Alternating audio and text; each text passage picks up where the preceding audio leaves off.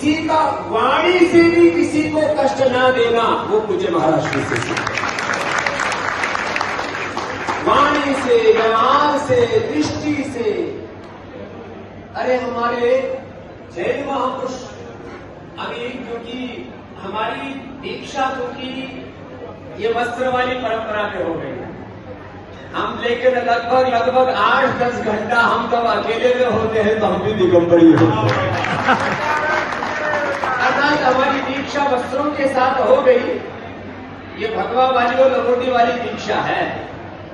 हम भी, और ये प्रकृति परमेश्वर ने जो मनुष्य की रचना की है वो तो दिगंबरत्व हमारा सहज स्वभाव है, सहज प्रकृति, सहज संस्कृति। ये लवाले तो हमने लोक लज्जा के लिए, लोक व्यवहार के लिए, संसार की मर्यादा अलग अलग, ये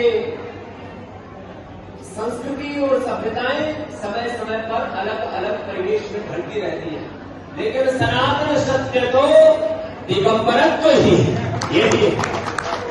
और उसको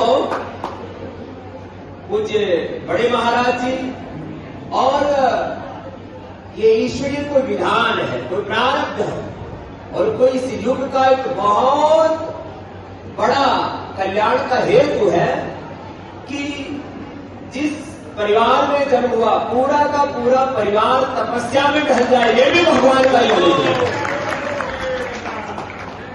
देखो, ये कोई सामाजिक, आर्थिक, राजनीतिक कोई विरासत की बात नहीं है, ये कोई भगवान का विधान है। एक खेत में पैदा हुए एक जैसे पेड़ पौधे वनस्पतियां भी एक जैसा उनका गुणधर्म नहीं होता है। एक कुल में पैदा होकर के सभी आत्माओं का विवेक, वैराग्य और उस पूरे भगवान के लिए अपने जीवन को अर्पित कर देना, ये कोई ईश्वरीय विधान के तहत है, कोई बहुत बड़ा तत्व है। तो ऐसे परम तपस्वी जिनकी उपस्थिति पूज्य महाराज जी, मुझे ज्यादा अनुभव नहीं है क्योंकि, लेकिन मुझे लगता है स्वभाव से ही कम बोलते, ठीक है ना? क्योंकि पूज्य विद्यासागर जी महाराज जी थोड़ा बोलते थे।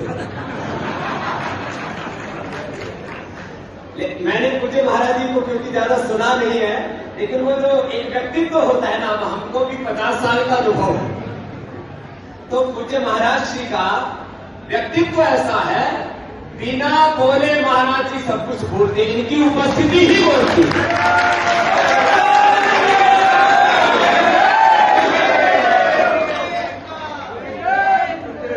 पूज्य संत चरणों की उपस्थिति